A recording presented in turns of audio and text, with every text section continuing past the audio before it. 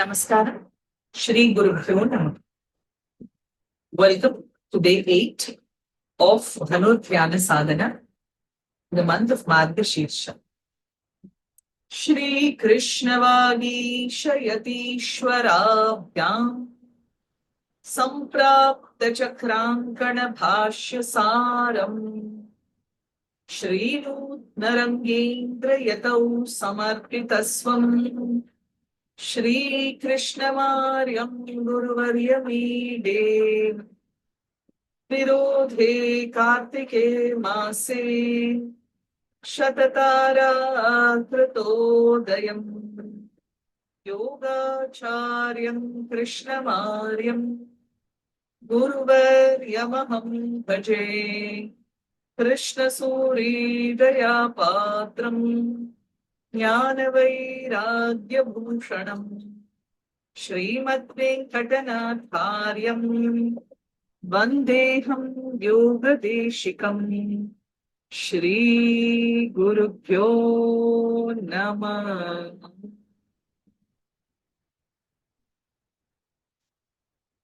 We have been seeing over the last few days some of the Pasurams of Andal from the Tirupavai, parallelly also from the Tiruvenpavai of Manikkavasagar.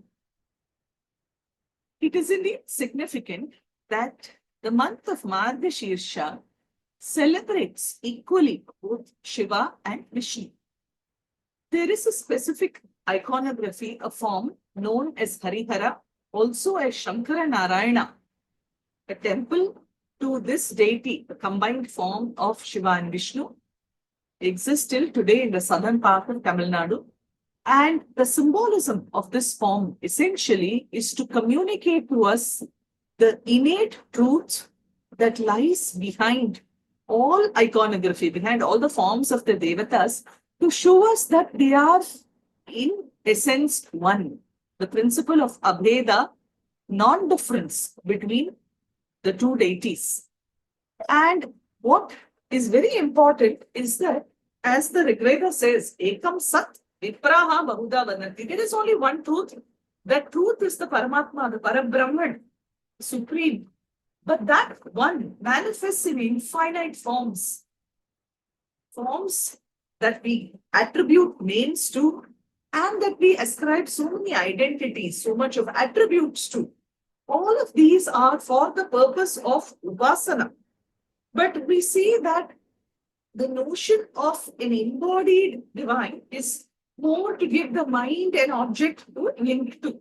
But at core, the tattva is that of Abheda, of non-difference between any of the manifested forms of the divine. This particular form of Hari and Hara, we see, has been greatly revered, praised, extolled in the Mahabharata, in the Puranas. We see the form represented in the sculptural tradition, in the iconography. Both the Chalukya and the Pallava sculptures of the 5th and 6th century Common Era in Badami, as well as some sculptures in Kanchipuram, various other shrines as well. You find very, very beautiful representations. Most of the time, very often you see Shiva depicted to the right, Mahavishnu to the left. In some iconography, in some sculptures, you see the reverse also. And here we see that while it is most common to see Shiva on the right and Vishnu on the left, even there is so much room for the creativity of the sculptor. Now, coming to the Pasurams for today, the Tirupavai and also the Tiruvenpavai, we see that Pasuram 8 shares a similar thread of thought. We have seen in the last few days, we saw the metaphors of nature used, the birds chirping, the sound of the conch resonating from the temple, the Andal waking up the gopi who is in a state of slumber, and she says, wake up. Everything around you has woken up. Why are you immersed in this slumber, in this very, very adamant slumber? But what came to the fore was the nature references to speak of how dawn breaks over Gokula and the importance of waking up with the dawn. This thread of thought continues in Tirupavai 8, and you see a similar idea mirrored in the Tiruvenpavai 8 as well. Very, very close in terms of meaning and in terms of content. Both these texts are a call to be roused out of that slumber that we have voluntarily subjected ourselves to. We have voluntarily blanketed ourselves with tamas. And therefore, there is a need to be woken up. And that is the role of a guru, of a sadguru. That is the role of the satsanga, to show us that which we are asleep to. Tirupavai 8. கீழ்வானம் வெள்ளென்று எருமை சிறுவீடு மெய்வான் பரந்தனக்கான் நிக்குள்ள பிள்ளைகளும் போவான் போகின்றாரை போகாமல் காத்து உன்னை ஊகுவான் வந்து நின்றோம் பொதுகலமுடைய ஆவாய் எழுந்திராய் பாடிப் பறை கொண்டு மாவாய் பிளந்தானே மல்லரை மாட்டிய தேவாதி தேவனை சென்று நாம் சேவித்தால் ஆவாவென்றாராய்ந்தே அருளேலோர் என்பாவார். Here, as a indication of approaching dawn, you see, கீழ்வானம் வெள்ளென்று, the lower part of the horizon seems to be brightening, indicating impending dawn. Around the gardens, around the houses, resonate with the morning call of the cows that have been sent out to graze.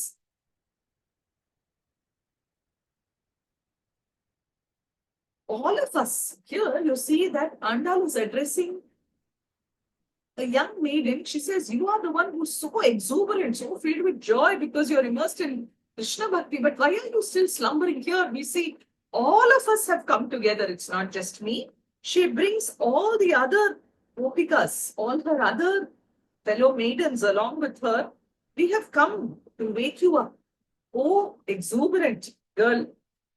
Don't you know? Haven't you heard the might of Krishna, the one who destroyed the Asura Keshi, the one who vanquished the powerful wrestlers, Mushtika and Chanura? He is indeed supreme among all the gods. Come, join us as we worship this divine Mahavishnu. Come, join and sing the glories of this Krishna. So this is the continuing thread of thought, emphasizing again the importance of the satsanga, the need for a call to action that very often we get trapped in the mundaneness of our daily lives. And therefore, that call to action becomes very important. Similar refrains, the nature refrains you see in Tiruvenpavai 8 as well. தோழி சிலம்ப சிலம்பும் குறுக்கெங்கும் எழில் இயம்ப இயம்பும் பெண் சங்கெங்கும் கேழில் பரஞ்சோதி கேழில் பரங்கருணை கேழில் விழுப்பொருள்கள் பாடினோம் கேட்டிலையோ வாழியீதென்ன உறக்கமோ வாய்த்திரவாய் ஆழியான் அன்புடைமை ஆமாறும் இவ்வாறோ ஊழி முதல்வனாய் நின்ற ஒருவனை ஏழை பங்காளனையே ஆடிலோர் என்பாவார். Here, the girl outside the house calls out to the one who is sleeping within. She says, don't you hear the sounds of the hens and the roosters as they utter their morning calls? Don't you see that dawn has arrived? Don't you hear the sounds of the birds that have spread out their foliage? Don't you hear the rustle of their feathers? Don't you hear the sound of the shankha? Again, the shankha nadam emanating from the temples of Shiva. They all point out to that incomparable, effulgent Paranjyoti, that light, the one who is the embodiment of karuna, of compassion. We are here singing the praises of that Shiva. Don't you hear us? What is this slumber that you are so deeply immersed in? Open your mouths, speak to us, come out and join us. Here there is a reference to a very beautiful incident, again speaking of the innate oneness of Shiva and Vishnu. The story goes that at one time when Mahavishnu was reclining on Adishesha, suddenly Adishesha felt Mahavishnu's body becoming extremely heavy, extremely weighty. He was unable to tolerate the burden of the weight of Narayana, so much so that he started spewing forth poison from each of his 1,000 wounds. He was struggling. Garuda, who was nearby, came and asked him, "What is happening to you? You are the mighty Adishesha. You are the one who has always been foremost in serving the Lord. You are the one who holds the world on your wounds. Why this struggle? Why are you going through such turmoil that is causing so much harm to those around you? They are not able to breathe the air because of the poisonous fumes that you are spewing out." And so Garuda says, "I don't know, but I find that Mahavishnu's body is so heavy, I'm not able to tolerate it." Subsequently, there is a sudden lightening, and Narayana opens his eyes, they are filled, they are glistening with tears. And Adishesha says, "If I may know, what is the cause of this very strange thing that I experienced? Why did I feel your body to be so heavy that I couldn't bear your weight?" And Narayana says, "I was in a state of yoga nidra, in a state of deep dhana. And in my mind, I saw that Ananda Tandava of Shiva, Nataraja, and the sight of that cosmic dance filled my heart with such joy. That is what you experienced as this heaviness." The story goes that Adishesha says, "Please, I also need to experience this." And Vishnu says, "Yes, you shall do so. And go to Chidambaram. Wait there until you receive the instruction from Shiva. When you go and do tapas at Chidambaram, that is where you will have this vision." And so the story continues of how Patanjali and Vyagrapada have a vision of Shiva's Ananda Tandava at Chidambaram. More about Shiva's Tandavam we will see in a subsequent session. Coming up in a few days is Arudra, where Shiva dances the Urdhva Tandava at Tiruvalangadu. We will speak of that story when I come to it. But these references, you have the Shankha reference in the Tirupavai a few days ago, you have the Shankha reference here. The idea of the conch being the symbol of a resonating nada that glorifies the divine. The idea of nature similes around everywhere. The morning time is filled with nature waking up. And so a reminder that we also should wake up into this space of bhakti, of celebrating cosmic divine.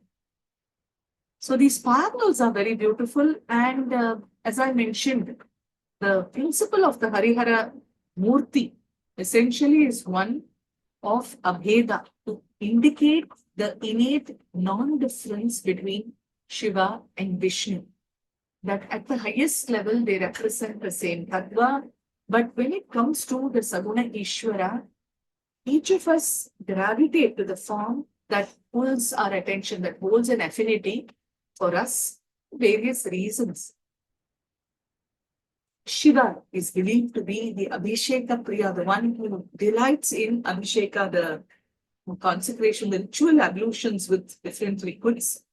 Mahavishnu is said to be Alankara Priya, the one who delights in adornments, representing again the Tattva, because Mahavishnu is seen as the one who protects the universe. Among the Trinity, Mahavishnu protects. And so all the adornments, the jewelry, are speaking to the abundance of resources that Lakshmi Narayana bring to us by their benevolence, by their grace. Shiva's form is austere. He's clothed in the garb of a tiger, matted hair. You see the beautifully depicted icon here, half Shiva, half Vishnu. On one side, you see the ornaments. On the other side, Shiva has the serpent. The weapons are different. And Shiva represents very broadly, we speak of Samhara. Samhara, we are translating often wrongly as simply destruction. It is destruction of that which is an obstruction to our growth. That is the role that Shiva plays. Shiva smeared with the ashes of the burning grounds. All of these are in he wears the skull garland, matted hair.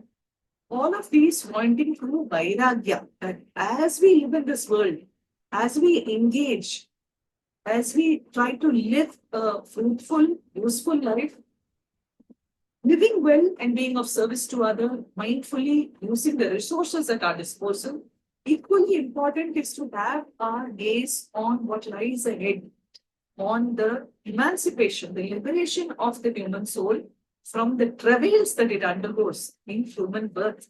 And so Shiva represents the highest tattva, Vairagya. So we need both. We need here and now. It is known as Iha and Para Saubhagya. Saubhagya is good fortune. You need an abundance of resources here and now. And we also need an abundance of grace that will help us to transcend the materiality of this existence, moving towards Kaivalya, towards Mukti. Now, with this in mind, we will move into the practice. I'm using a very beautiful poem composed by Sridhara Swami, a great yogi, specifically relating the beauty of this form. It says, Madhavo Madhava Visho Sarva Siddhi Vidhayino. There are two forms. You have Madhava and you have Isha. They are essentially the same. They are the ones that bestow all manner of siddhis on everyone. Vande Parasparatmano. They are mutually the Atma, the heart of the other. They are no different. In the heart of Vishnu is Shiva. In the heart of Shiva is Vishnu. There are many such compositions that glorify this. Paraspara Nutit Priya. And they both delight in serving one another. There is yet another beautiful connection. You see, this Parasparam, where they mutually appreciate each other. There is a tradition that tells us that Shiva listened to the Dhana, flute of Mahavishnu, of Krishna, and he was so overcome by that melody that he simply melted.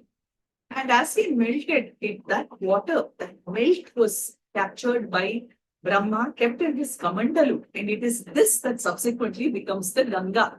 So very endearing stories, but more than looking at the story at a surface level, it is important for us to go into the philosophy, the essential non-difference of Shiva and Vishnu, so beautifully highlighted, whether it is in the Pasurams, whether it is in the Tirupavai, in the Tiruvenpavai, or whether it is in the Murti, the representation. So this is what we will be doing for today. The mantras we are using are Om Namah Shivaya and Namo Narayana. I request you to be seated, take a comfortable seated position, keep your back straight, chin down, eyes closed. Take a few deep breaths.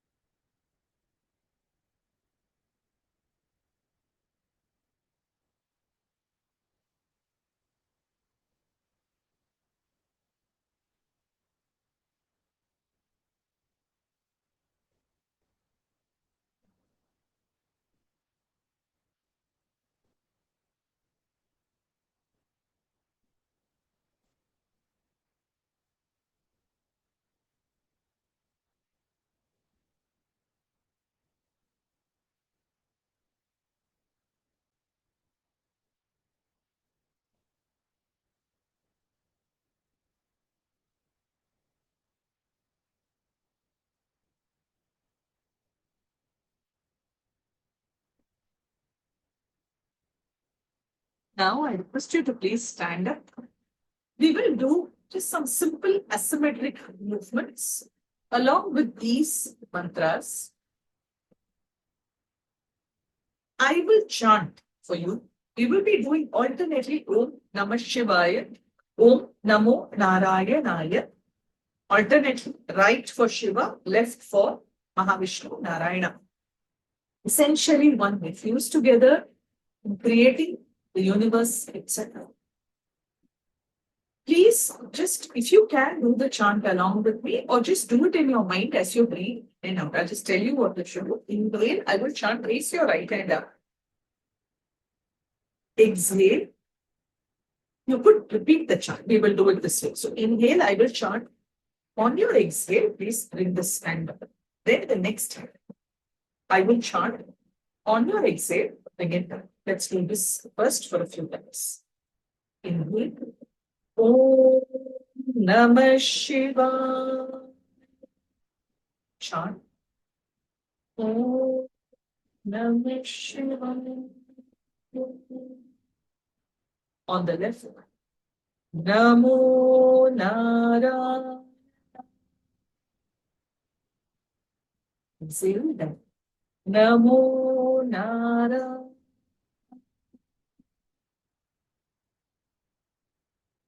Om Namah Shivaya. Om Namah Shivaya. Namo Narayana. Namo Narayana. Om Namah Shivaya. Om Namah Shivaya. Namo Narayana. Namo Narayana. Let's take a few breaths in the standing position.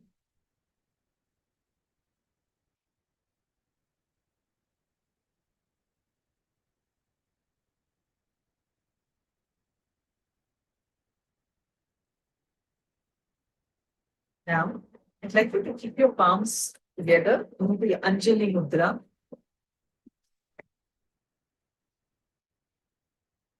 Inhale. Up.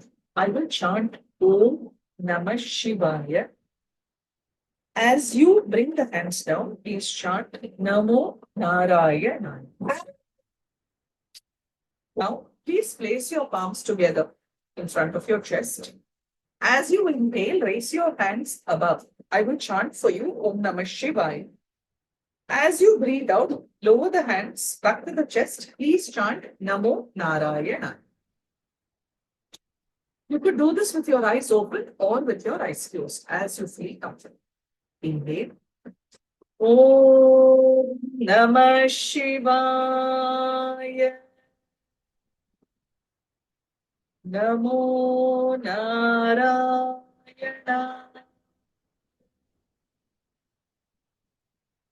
Om Namah Shivaya.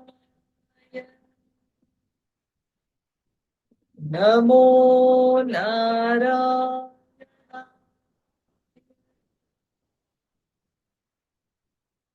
Om Namah Shivaya. Namo Narayana.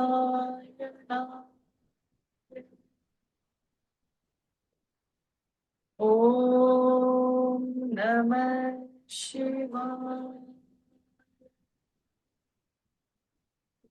Namo Narayana.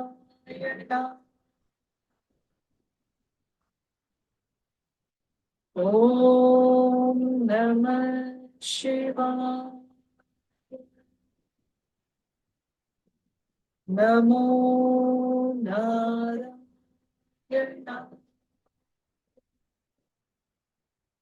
Now please take a comfortable seated position. Keep your back straight, chin down, eyes closed. We will be doing Nadi Shuddhi Pranayama. Left inhale, right exhale. Right inhale, left exhale.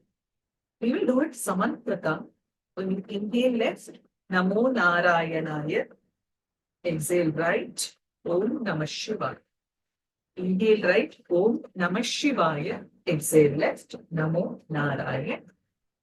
I will be chanting throughout. Please chant in your mind. As you do it, I'd like you to just have the visual of these two energies fusing, merging together, flowing in and out of you as the very prana itself. There is no difference. That prana outside is literally The energy that emanates from the Brahman in us, prana is known as the Atma Sakha, closest friend and companion to the Purusha. The Purusha is prana is. The Brahman is prana is in the universe. And there are just different forms, but as you chant and breathe, simply visualize them merging, flowing in as one, bringing nourishment, healing, energy, whatever else that you see in the breath. Inhale left, exhale right, inhale right, exhale left. Please do this with the breathing mudra. I will only be switching the chants. I will not give you breathing instructions. Namo Narayana.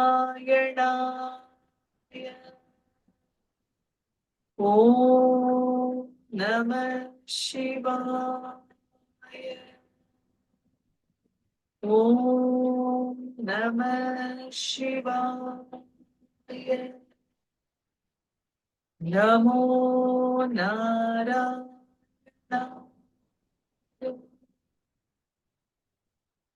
Namo Narayana.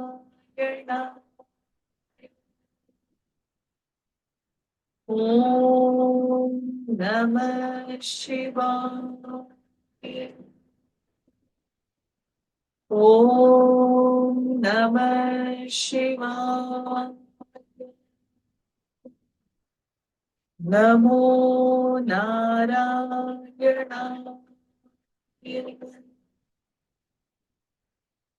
Namo Narayana.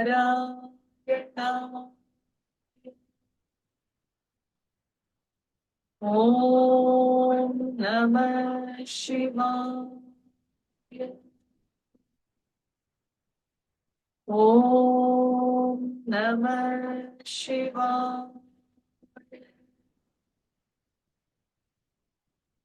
Namo Narayana.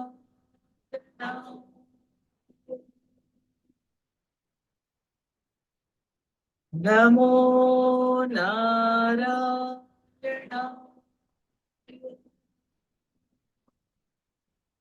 Om Namah Shivaya.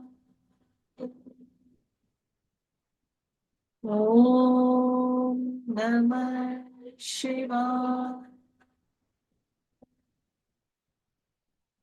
Namo Narayana.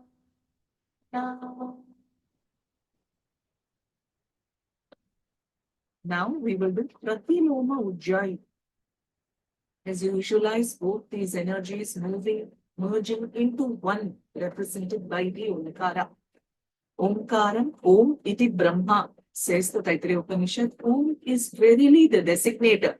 Yoga Sutra also says the designator for Ishvara is Pranava. And so I'd like you to visualize the power, the vibration of these two mantras. They are both Mula mantras. One is the Panchakshari, Om Namah Shivaya. The other is the Ashtakshari, Om Namo Narayana. And I'm combining the two. We are using one Om in common. So we would be chanting this with Pratiloma Ujjayi. I will chant throughout, but please chant in your mind. So the technique is you breathe in using Ujjayi, both nostrils open. Breathe out through the left nostril. Breathe in through the left nostril. Breathe out both nostrils using Ujjayi. Breathe in with both nostrils, Ujjayi. Breathe out through the right nostril. Breathe in with the right nostril. Breathe out using Ujjayi. I will only be chanting. You switch between Shiva and Narayana. Every time you return to the Ujjayi, it will be the Omkar. Eyes closed. Inhale. Om.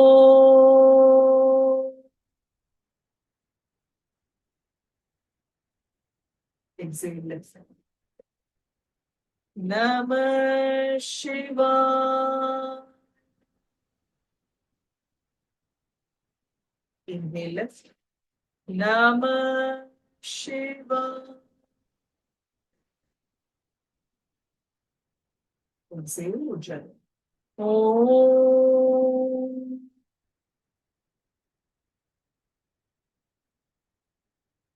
Inhale Ujjayi. Om.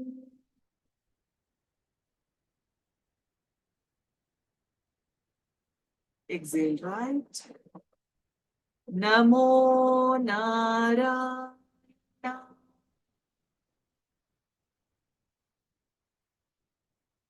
Inhale right. Namo Narayana.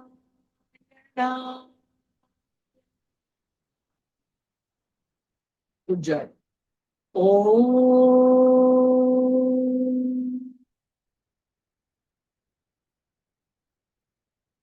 Continue. I will only be chanting. Om.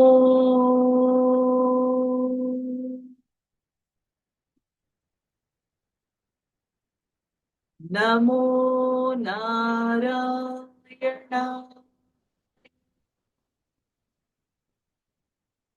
Namo Narayana.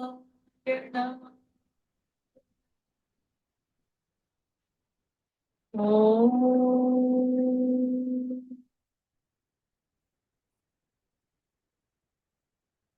Om.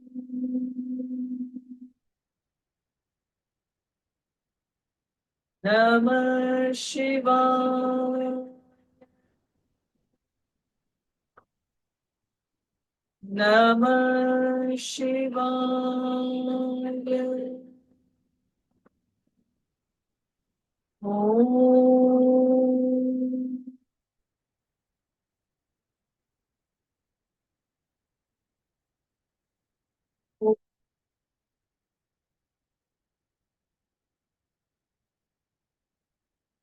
Namo Narayana.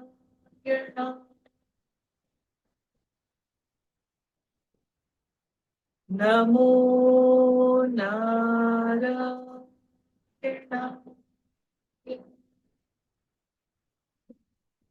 Om.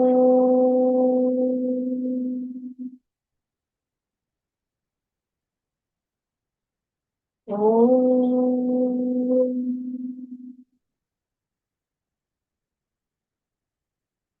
Namah Shivaya.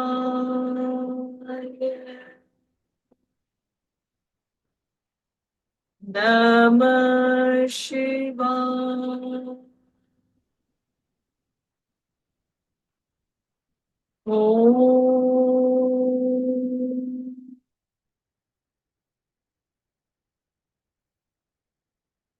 Take a few deep breaths. Just let the mantras play in your mind alternately. Om Namah Shivaya. Om Namo Narayana. As you say the mantras in your mind, visualize both the forms fusing together as one.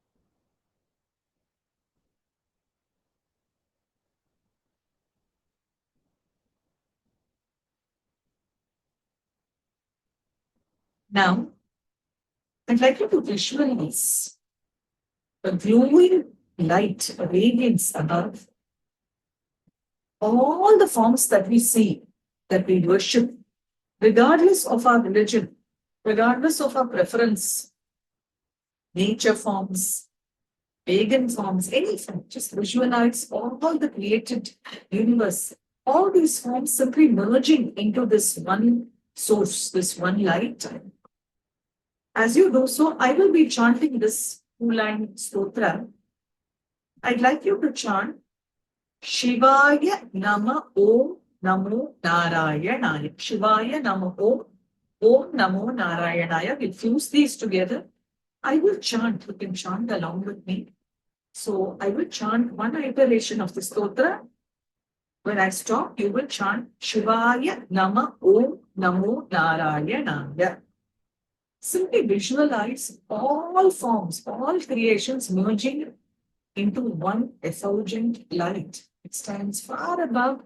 It is also located in the space of it. Visualize everything merging into one thing. माधवो माधवाधीशौ सर्वसिद्धिविधायिनौ वन्दे परस्परात्मानौ परस्परनुतिप्रियौ शिवाय नमः ॐ नमो नारायणाय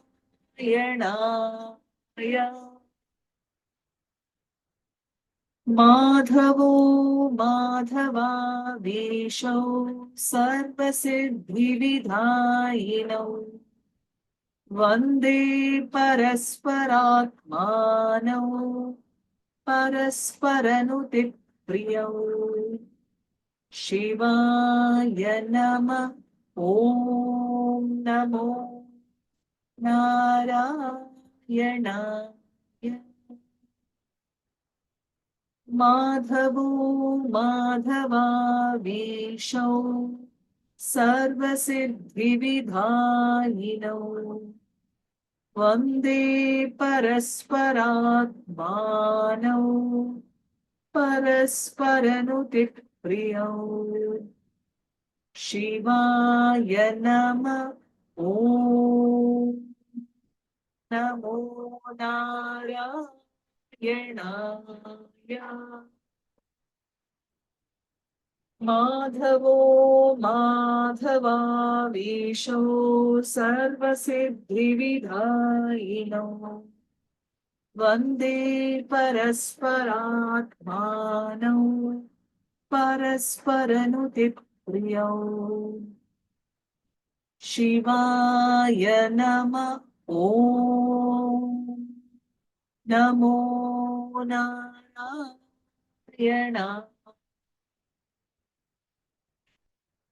माधवो माधवाधीशौ सर्वसिद्धिविधायिनौ वन्दे परस्परात्मानौ परस्परनुतिप्रियौ शिवाय नमः ॐ नमो नारायणाय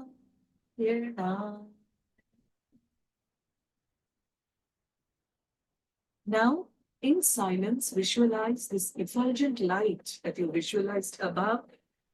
Draw it into your heart space. Just visualize it moving in, being seated in your heart space as that indwelling inspire that enlivens us, brings us to life, that gives us everything, that makes us all that we hold the light above, draw it in, and hold it in silence.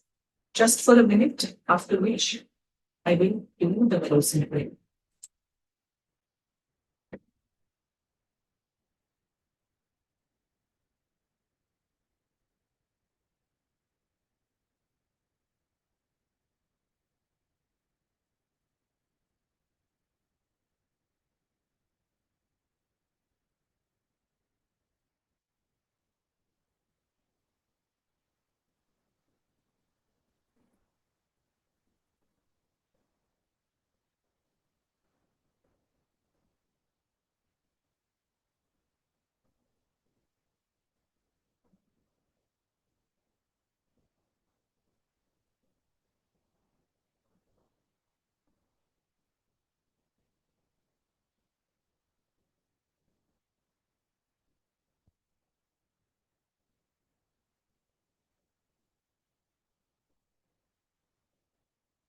Hold the visual as I chant.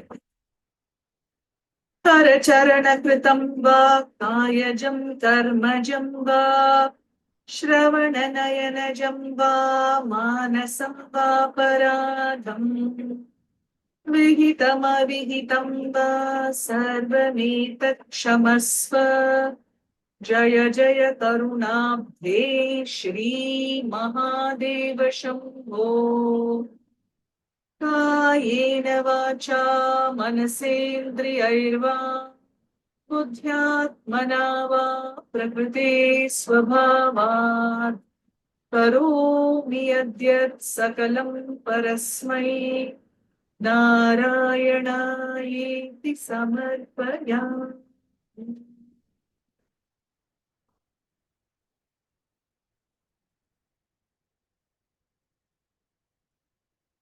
You can slowly open your eyes when you're ready. Thank you for joining me on day 8 of this month-long series. We'll meet again tomorrow. Same. Thank you. Namaskar.